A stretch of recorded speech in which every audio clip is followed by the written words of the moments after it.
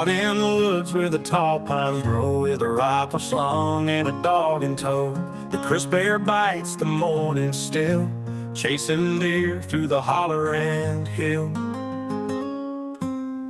Down by the creek where the waters shine, casting my line neath the Georgia pine, a cane pole ready, bait on the hook, waiting on catfish in a quiet nook. It's the woods and the water where my soul feels free, the call of the wild, it's a part of me. With the sunrise glowing and the day ahead, living this life that my granddad and daddy led. Howdy, boys and girls. Welcome back. Been a hot minute. Yeah, we've been gone for a while, okay? Yeah. Why have we been gone? We've been doing things, okay? What kind of things? I don't even know. Personal life things, you know, like hunting and It's that time of year. So, if you guys haven't known, we've posted some videos, some shorts, right? We've been antelope hunting. We're pretty ecstatic about some of the results we got. So, you'll have to stay tuned because... We got a good video. Yeah, at least one video. We got one other video, though, that's going to be a banger, I promise you. It'll be fun. We got a couple of them coming. Oh. I was actually really surprised this year with the antelope hunting. I really didn't know what to expect going into it, right? Like, sitting a blind over water hole, excuse me, our first year with the bow. Well, it seems so simple when you watch it on YouTube, right? Sure. It's not, okay? The logistics of it are actually pretty impressive, what you have to go and do and what you put yourself through when you're doing it. It's expensive. It's a lot of, the way I thought of it, right? You go out deer hunting, and for the average person, right, they go out for a few hours every time they go out, and then they, right? So the way I thought of it is most likely, right, you're out there for a full day, but at some point in the day, you hope that an antelope comes in. Yep. If you do it, yes, you were out there all day, but it took you one day. If you apply the same ethics to deer hunting, maybe the same thing will happen, but it's definitely not as easy as you see on YouTube where these guys set up a blind and do it, unless you have a spot, right? Right. But I mean, we found out we had opportunities, and yes, we did. Capitalized on a few of them. So you guys will have to wait and see the video, but it's definitely a thrill that I wasn't expecting. Yeah, for sure. You know, I didn't have. Brett gave me shit like prior to, like, you need to get a bow. Let's do this, right? So we found the bear bow I got was a species. Bear species. Found the bear species at a pawn shop, ready to roll. $200. You know, it was good to go. We got it sighted in. Everything was good. And I just had no expectations. Like, yeah, let's do this. Let's see what happens. Well, as you'll see in these videos, opening day for me was a little crazy, right? Right. And that moment, though, got me hooked instantly. Oh, yeah. Oh, yeah. And after that, you know, all of a sudden I was like, I want another bow. I want a better bow. Like, let's get it rolling, you know? Right. And opening day for me, man, it was 16 hours in the blind. And, like, we had set up everything, I mean, as good as we could possibly set up, in my opinion, don't you think? I mean, we had fans. We brought ice and cold water. I mean, I had my pack full of water. Not that much beer. But I was so hot at that point, I didn't even want beer. No. Like, but anyway, I spent a full 16 hours in the blind, dark to dark. Opening day, I had two different buddies of ours show up. Chris North, he showed up about 9-10 o'clock. We put down a little spot and stock out before he got to the blind. I bailed from the blind for a little bit. Don't get into too many details, though. And then he came to the blind, and we had a great time there. And then later that day, Danny Thompson showed up at around 3-4 o'clock, something like that. And we had quite a bit of excitement of antelope coming in, but just couldn't get a shot. I mean, just ethically, they would be moving and moving and moving. And as anybody knows anything about antelope or have ever hunted antelope before, which we hadn't done a whole lot of. I'd done a little bit, you know. It was the first time for me. So I'd done a little bit when I was younger, and it was kind of cheating, you know, just found them on the pivot and went and made it happen, you know. But sitting in the blind, it is a totally different aspect from what you think it's going to be. I didn't have a lot of expectations on this hunt either. And going in, it was epic. It was so much fun. We've got some buddies, some friends of ours that they've done it for a long time, and we could totally see why. You get hooked. You get hooked quick. It's cool. And I don't know if it's like the anticipation factor of just sitting there and not seeing anything, and then all of a sudden just like the whole world happens or doesn't happen all in one thing. Can I say one thing though? Go for it. You know, you go deer hunting and you see deer, and a lot of times, right, it's one of those scenarios where it happens like this, right? Yep. There's no thought process to it. Right. And with antelope though, you see them and you have 10 to 15 minutes to think about it, because they're taking their time to come in, you know they're coming, and it changes your whole aspect on hunting. Like, sure, it really gets you. Like, if they talk about buck fever, like, you feel it. Like, my adrenaline was pumping, you know, like, you get to that point that you don't get on a quick scenario that you would have, say, with a rifle hunt even, right? Yep. But with bow, it's a total different thing. And the rush for me that got, you know, that got me there. You know, we just, you'll see, Brett and I actually both got new bows. And to me, this hunt made me want to get another better. bow. Like, you know, get better at it. Exactly. So, and you beforehand, you know, you were just kind of like, let's do it. You know, everyone's doing it. Let's do it. And got the bow. And it is what it is, really. Didn't shoot a whole lot until, a month and a half or so before, and then really started shooting a lot before the hunt, and got your bow dialed, got it to where you wanted to be and everything. And then, it's great. So our buddy Chris North that we just mentioned earlier, he's a maniac on the bow forums, the archery forums. And me and Zach were talking to him, and we're like, man, you know, maybe next year we want to do some upgrading. And he immediately sent back a picture. He's a big-time Bowtech guy, major Bowtech guy.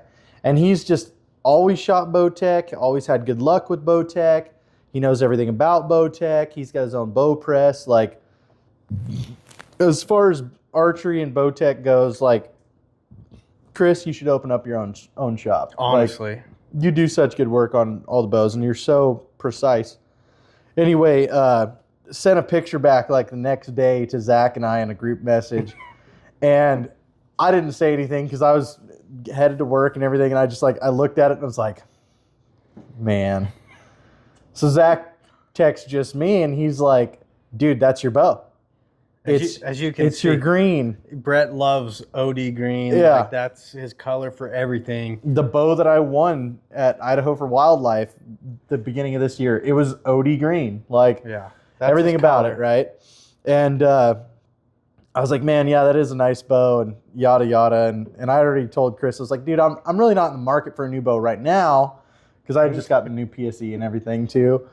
And he was like, okay, you know, we'll hold off for right now. And Zach calls me back and he's like, dude, you got to get that bow. You've got to get that bow. Like, that's your bow. What were the odds? Like, it's the color he wants. It's everything. It was the Revolt X that I wanted, the Bowtech Revolt X. It was in my color. Everything about it. It was meant to be. It was meant to be. So somebody talked me into it. We wound up getting the bow. And I shot it for about 2 weeks, week and a half, 2 weeks before the opener for archery elk.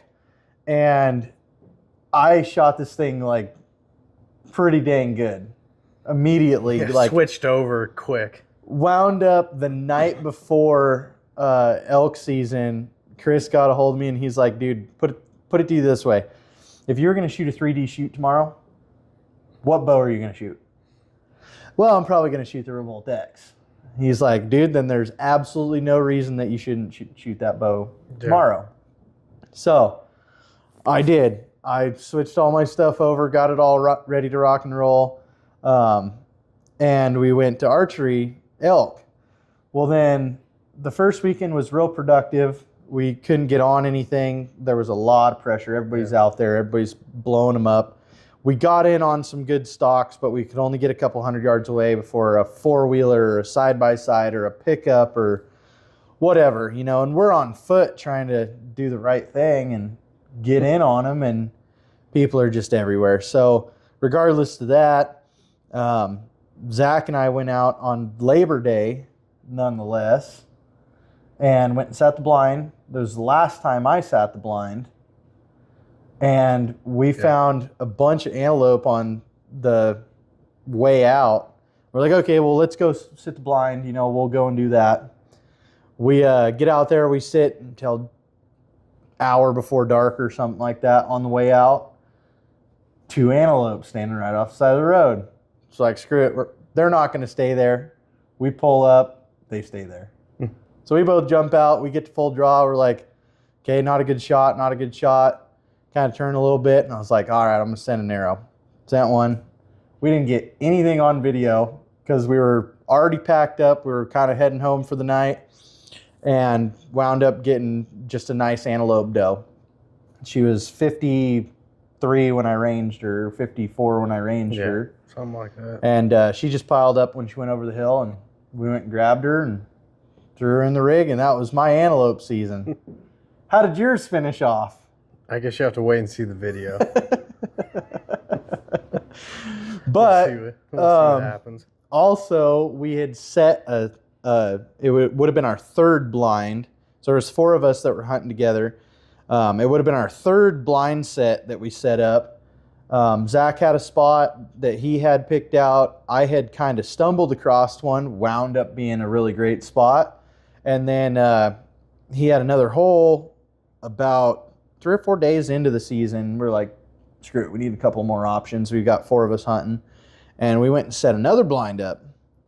And then I wound up pulling in 4 or 5 days later, check on the blind, ran into elk.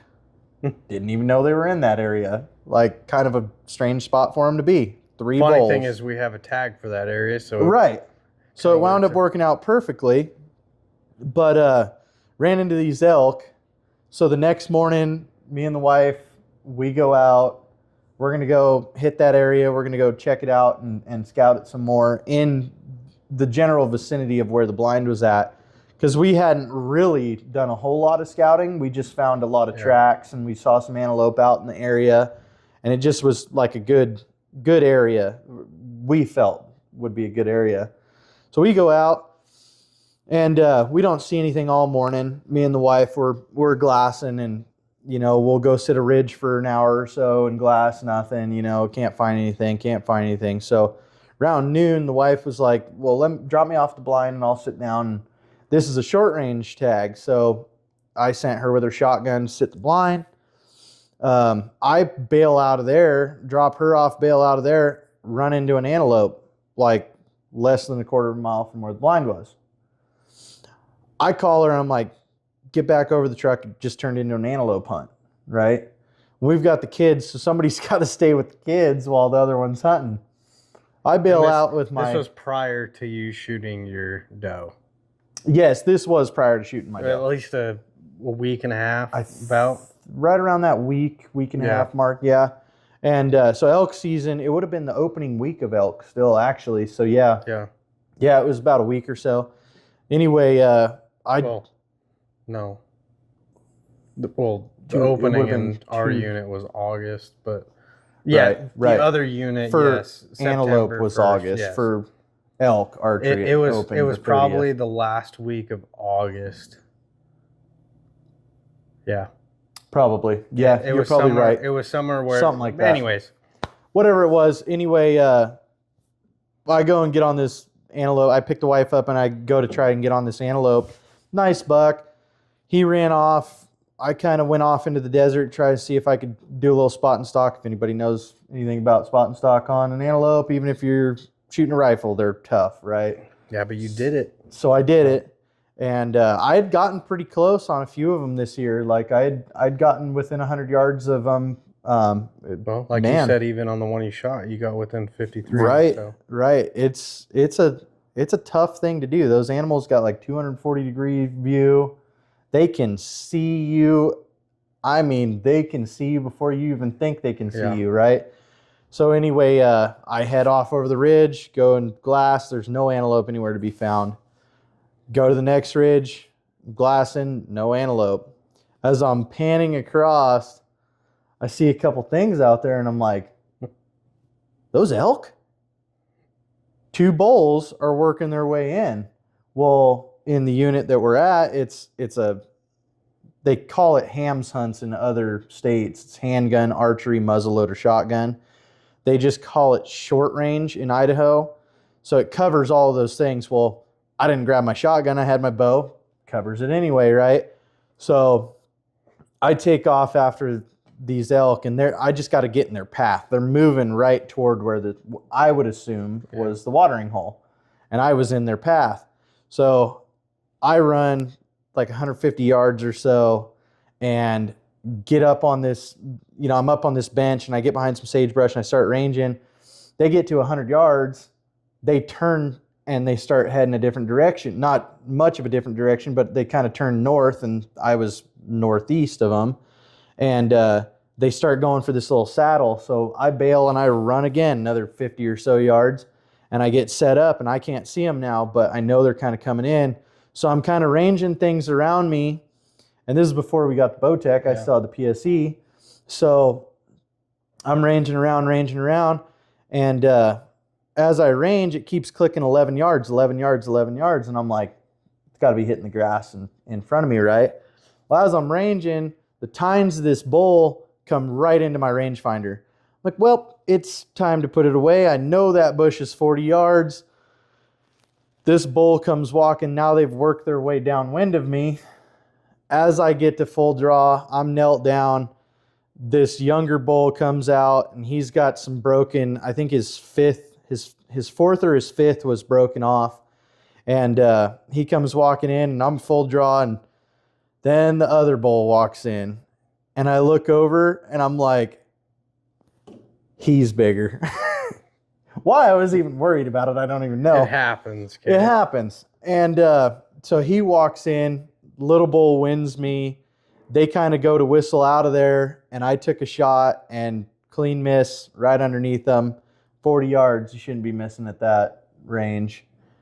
It happens. I kind of forgot how to shoot a bow at that point, I guess. Maybe I shouldn't have taken a shot, but I did. It was pretty epic to just be that close. Oh, yeah. I Was can imagine. Super cool. So they bail out of there, and I never see them again. And a couple, 3 or 4 days later, we had another young bull come in. We hit got the him on camera. So multiple times. We'll probably try and put some pictures in on this podcast of a couple of the bulls that we were talking about. Maybe some videos that we had the same bull come in multiple times. Yeah. He sure liked to scratch right on the camera. Oh man, he was. I mean, our camera will be aiming at one way, and then all of a sudden it's down here, and then we see his head, and he's kind of looking, right. like He was a little bastard. He was a photogenic bull for sure, because he would go right in front of the dang camera every single time, and it's a pretty big water hole. So we had it set up on the smallest portion of the water hole. Reminded we had it set up for antelope, not elk, but. Which we did get antelope that came on it too. Yes, we did. We did. And we knew they were in the area too. I had another spot in stock not far from there, not long after I had shot at that bull, maybe like a week later, that weekend or something. But yeah, it was pretty cool. Yeah. All in all. What's your bow? Bear species. Your new one. Talk about your new one. To be honest, I haven't seen it yet. Yeah, that is very true. I got a Bowtech Solution SS. Got it all set up. Super smooth. Chris is definitely the man for all that stuff, and he's getting us hooked up on, rests and sights and all that stuff. So we'll see it here soon, but it looks pretty sweet from the pictures I've seen. It does. It does look really good. We'll focus on that. We'll get that dialed in for next year and worry about it then. But the one thing that I actually wanted to talk about to help some of these people that want to get into antelope hunting. So we ran into a little predicament, okay? Before the season, we were like rushing, like we needed to get blinds, okay? And we went on Amazon. We found Yes, some we blinds. did. We posted videos about it. And if you follow along, you've already seen them. Nice blinds, right? But the one thing that we ran into, Brett was able to get his hands on a Baronet. It was a Grounder 350. Yeah. It's an older blind, but it was brand new. But the one thing that we found out, and I would suggest if you're getting into this, Spend the money on your blind. So on our blinds, we spent $70 or whatever it was. And they work. They do, but at the same point in time, they are small. Yes. They are as small as you would think, and they try to advertise it a little differently online, right? But you can't stand up in them. You're ducking your head. You're doing all that. But in the other blind, you have enough space for 3 people easily. Easily. When it says 2 to 3, it means 2. Yeah. And it's more like 1.5. Uh-huh. What? But By the time you get bows, camera gear, your packs, you're kind of your screwed on it. binos, like you don't realize it. Like, yeah, you set your pack behind you, but then you got like a little cooler because you plan on being there most of the day. You put that in there, and then you got 2 guys that have 2 packs, 2 ice chests, 2 bows. Then It's you just- set up a couple of tripods, and I mean, it gets really, really tight, really, really fast. Yeah. We did though have 3 people in the Baronet. Yeah, and Me, and your dad all sat in there. It was still comfortable enough. We that weren't bumping elbows. No, you could move around, but in the other blind, you're definitely. Oh, you're yeah. sitting like this, like Literally. You're touching elbows, and Literally. it's just if you had to shoot, it gets weird because it's kind of one of those things. Oh, that yeah. On this side, I got it. If it's on this side, you've got it, right? Right. And that's a predicament that you didn't really have in the bigger blind. So that's the only thing I would suggest if you guys are getting into antelope hunting like we did. Or any type of blind hunting Yes, whatsoever. go with the bigger blind. It's way worth the extra. I mean, they're, maybe $100 more. I don't know. Well, and see, what we thought too was like, we'll save these blinds for spares.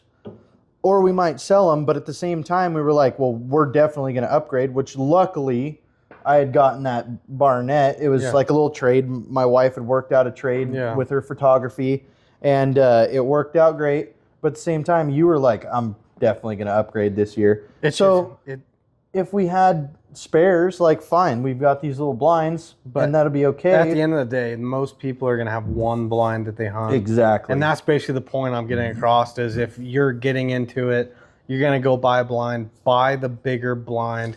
It's way worth it, especially if you have someone else there. Yep. And even if you're by yourself, to me, because I did it a couple times by myself in that blind, right? I'm good, thanks. But you can stand up, you can stretch your legs. In Brett's case, you can piss in the back corner. It's got plenty of room for everything. That's something they don't tell you about. I mean, take a Gatorade bottle with you first thing in the morning and drink your Gatorade first. Yeah. Because See, I just, if I had to go, I'd glass real quick. There ain't nothing here. Unzip it, just piss out the back. Sure. But Brett, I went with him one of the first weekends, and I ain't getting out of the blind. he's like, I'm not getting out of the blind to pee. I was like, you're not peeing in here if I'm in here. So luckily he stands on his tiptoes and sticks it out the window and, sprays it out. But no, definitely if you're getting into it, I would suggest going the bigger blind. Yeah. If you have questions on that, feel free to ask us. We got to try them out. We know some other people that have bigger blinds that I can imagine are even better, but for sure, the one you had, that Baronet Grounder 350 or whatever it is definitely the perfect size for 2 people. I think it's 70 or 80 inches all the way around and high. It's mostly like, even on the small ones, the sideways, like, yes, you're touching, but it's not terrible, and it depends on the seat you have too.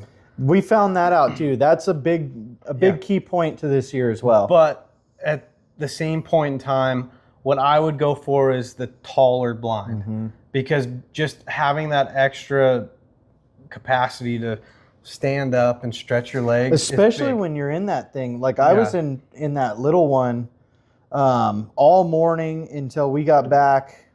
We got back around 10:30, maybe even 11 o'clock that morning. So I sat in the blind from 5 until, I was in the blind 5 hours. And then he switched it And out. then literally when my buddy got there, I had given him the Barnett as a spare blind. And we literally took it and fit it over the blind and then collapsed the blind real quick inside the Barnett and then grabbed all our stuff and threw it inside. And it was great. I mean, everybody sat in that blind. Way better. It is. Way better. I will way say, better. the Barnett, you make a great blind. The only downside that I will say is it's black material on the inside, which definitely, most are. Yes, but it helps you. And you got to remember, he's seeing is it a 270 view is what you got? Yeah. But it's only in the windows, right? Right. So the only downside in it is during antelope season, it's hot as shit. Mm-hmm. Mm-hmm. And when you're in that Barnett, it is hot as shit. Like, just hot, right? Which we found out with getting the mesh ones, it was much more breathable. So our smaller blinds are they're the 270 view, but they're mesh. So from ceiling to floor, it's a mesh that you can see out of. And the back is the only thing that's black. You can see out of, but something they don't tell you is they're real small holes. So it's still kind of like a blurred vision. So when you're looking through the windows, you get good view, but then from the window up and the window down, you're still not getting like a whole lot of view. But the breathability about it, which also we didn't really get a chance to have antelope real close other than one time to see if like our smell or our sound or anything got out. Which we found out though. Brett was all worried about, like, I bought that scent blocker or whatever it is. Whatever it's called, deodorant, detergent. I gotta get this stuff. You gotta get it. And what it turns out is they don't smell you. You know what was funny about that is we were opening morning. We had some antelope come in, and we had 2 fans going because it's hot, and I didn't realize until we got out of the blind. I was like, you can't hear the fans at all. And it's just a low buzz. They're just rechargeable battery operated fans. And like you couldn't hear them at all. But as soon as you poked your head inside the blind, you could hear them. So like the noise retention was great. And then when we had these things come in, we were whispering. But at the same time, you can't hear anything. Like we didn't spook anything. We had one antelope come in under 20 yards. And no problem. Yeah, and you're talking, like talking. And there were 8 that came in at that point. And like we were whispering, but we were talking the whole time. And I'm trying to video, and I'm like, going slow and grabbing the camera and turning and getting video of all these antelope. And we never blew a single one out of there. And the other thing too, that for guys getting into it is, it was my issue on my first hunt too, was I had antelope come in and I'm sitting there and I thought they could see me. Mm-hmm. So I'm hiding kind of under the window. He had his windows turned down really low. Yeah, and I'm hiding because I'm like, they can see me. Well, it turns out if you actually go out there, it looks like a black hole. Yeah. Like you can't see anything. So and then when you came and sat on the Barnett, it's big open windows. And like, I'm having no problem with these antelope coming in. I'm still adjusting the camera and everything. I'm just going slow. We're talking light. And I'm turning everything. And I'm like, dude, we literally had them at 20 yards and they didn't see us. And then at that point, we had realized but it was a huge learning curve for us. Exactly. And we knew ahead of time that this was going to be a big, learning year for everything. And luckily, we've got some good friends that we could talk to, and they could tell us this, that, and the other thing, and what they've experienced in the past. And honestly, I'm going to 100% say that this antelope year was a major success. Even if we have not gotten anything, like it was just a major success. It was a learning, like you said, a learning curve. We got to learn things and we got to get a new addiction that we didn't didn't know we needed. you know. Yeah, but But blinds, we learned a lot of stuff about our blinds. Mine blew over the night before opener. we have to say, I'm a little skeptical about. Brett set up his blind in a hole. Completely 6 days before you can have 10. Yeah. Everything was perfect. Yep, he set it up, and Set up a as he's camera. setting up the camera, he realized there happened to be another camera on the other But side. no right? blind. And it wasn't like he sat there and saw it and did it. Like you set it up, you didn't see anything, but when you went to set up the camera, you realized there was another camera there. As I was on my way out. But per Idaho law, I mean, 10 days prior. it's first come first serve, really. And it had no. It was like, on if that guy Idaho public land. and if that guy wanted to come and set up a blind right next to his, We left little leather could've. patches on it. yeah, but he With could our have. name and There's number. no rule against it that he could have set a Exactly. blind right next to yours, and it would have sucked. but- Exactly. And You know? I would have neighbored with him. Yeah. I would have neighbored with him. I would have been totally fine with that. I don't care. I mean, even if I wasn't there, if you wanted to sit my blind. Now, if I had showed up and you were sitting in my blind and you weren't to leave, you know, a friend of mine that has done this for years said, pack up your blind Yeah, and leave. It's your property. And that's fine. yeah. But I would have been totally fine if he would have set up another blind. I would have been totally fine if he wanted to come and hunt with me. I mean, I probably would have made another hunting buddy, Yeah. right? But I told Zach this. I said I went out the next morning and it was early. I knew my blind had blown over because we had seen it on the camera. And I got up super early, went out there. My blind was almost in the watering hole. It was ridiculous. I grabbed it. I went up top and got a headlamp on. I'm looking around. And the only stake that I couldn't find was the one on the west side Which that's where it where the collapsed. wind was blowing, and that's where it collapsed.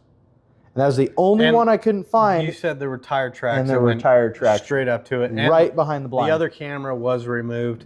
Not saying that I want to give benefit of the doubt. Absolutely. I don't think anyone. I want to see would've- the best in people, Yeah, right? I don't think anyone would have went out of their way to do that, but it's kind of ironic that that's what Exactly. happened. I mean, I could see it too. Like, you know, screw this guy. He took my spot. Mild inconvenience. Pull one stake.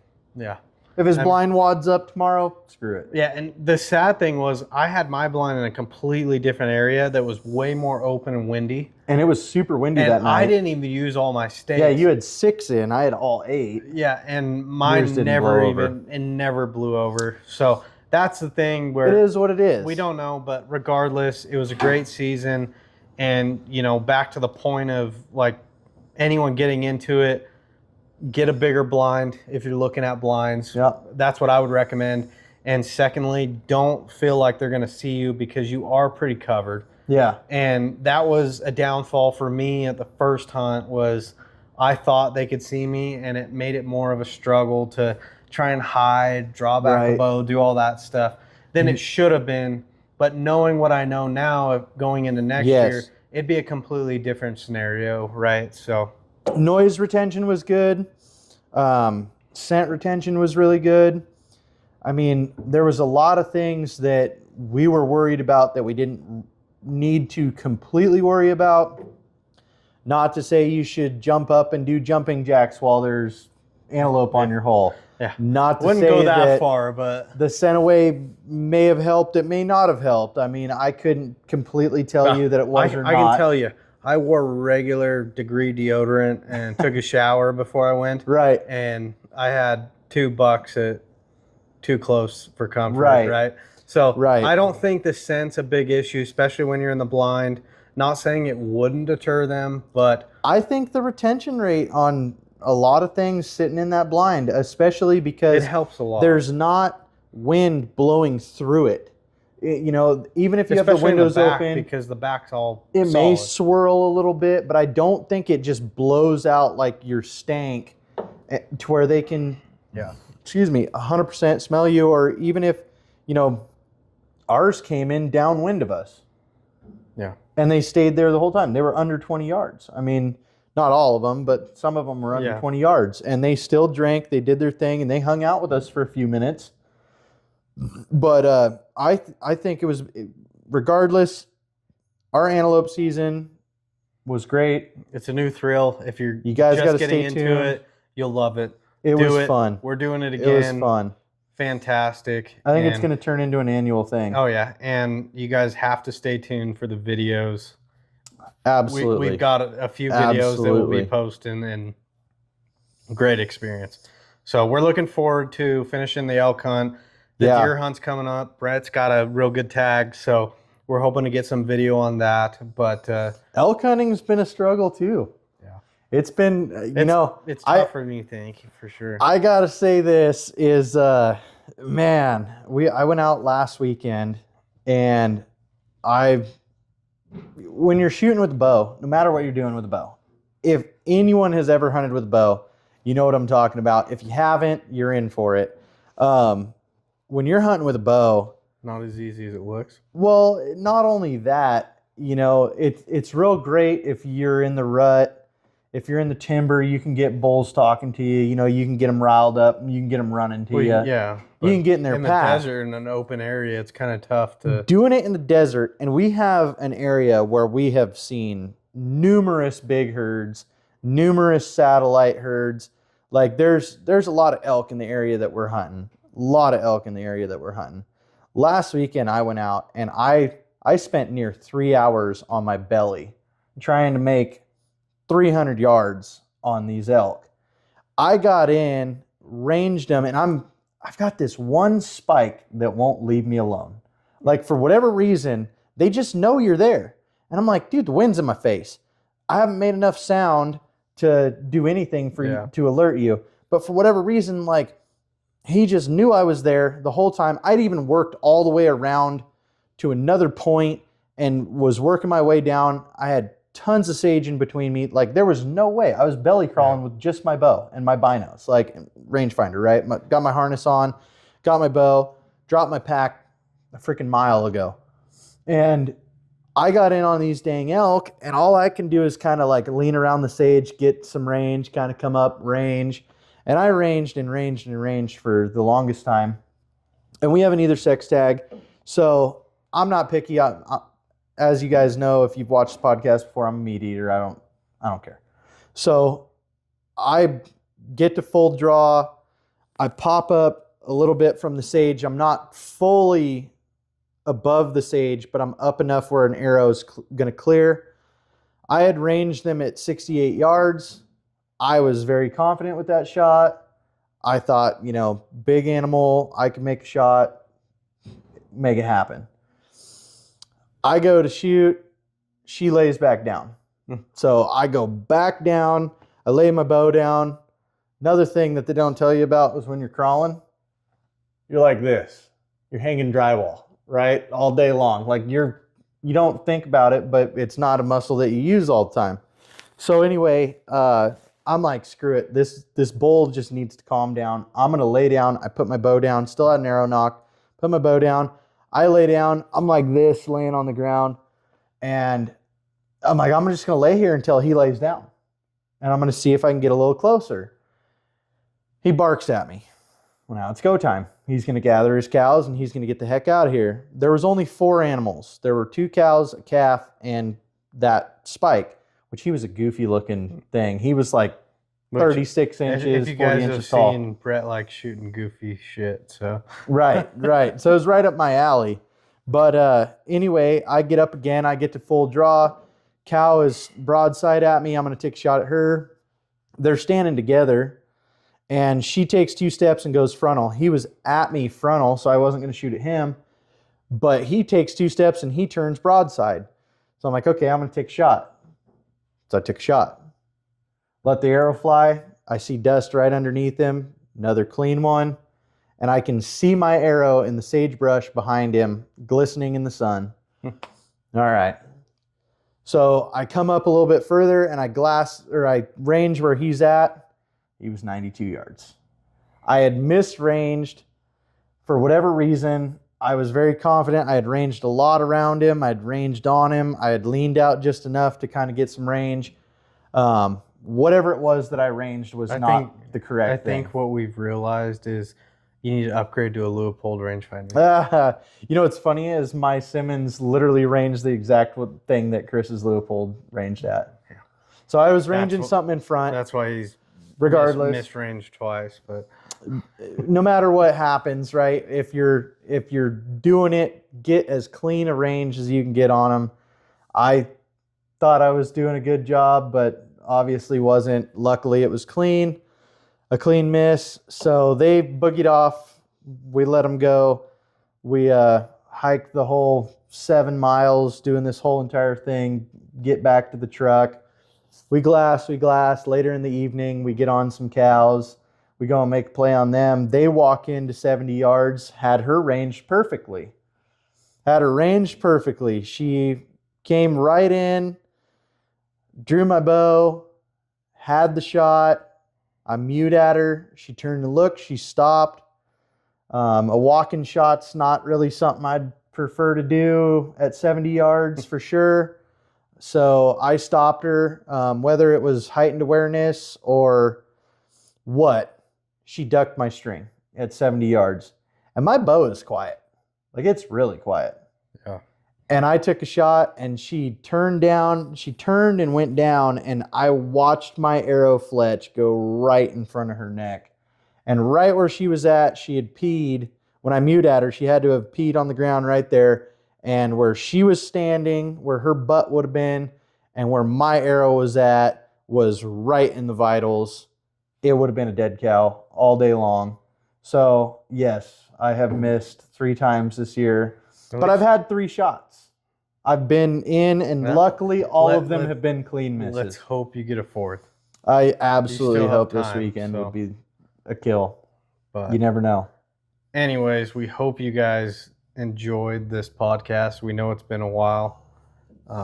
We have a lot more to talk about, but Oh, yeah. we know your retention rate is very small on And we listening just to can't stuff. give you everything all at once. You got to But, stay tuned. yeah, again, stay tuned for the videos of the antelope hunt. We have some good stuff coming. Got a new camo pattern. You guys have probably seen if you followed along. We've got some sweatshirts coming in. So we're Hopefully gonna they turn out good. And we're going to hopefully we see can how start they look shipping in them. person, and then we will make them free. Well, not free, Not free. but out to Available. available to the public, right? But we're excited for things to come, and I'm stoked. Deer season Looking is forward a to few deer weeks season. away, We're going to So- be right there on deer season. so stay Hopefully tuned everything for happens. it, and hopefully we get some more shit on video. I'm looking forward to that. Yeah. So Yeah, I think that'll be a good time. I think we'll have some good hunts to come, and I think we'll have some hell yeah, good deer to be I'm looking forward to it. bringing home and putting on the wall too. I hope so. I need more decorations. Any of you know or have any extra sheds or anything? I need it for my Always house. open to it. But Anyway, you guys, stay tuned. Don't forget to like, share, and subscribe. Comment. Let us know what you think. check I know. out the Etsy. Yeah, the Etsy's We always got killer good deal stuff. going on right now. It's hunting season. We got sweatshirts on there. Yep. You need something. Like, you could have that thing right there. OD green. Yep. You know, it might be good luck. It might at least get you in the shot of 3 bulls.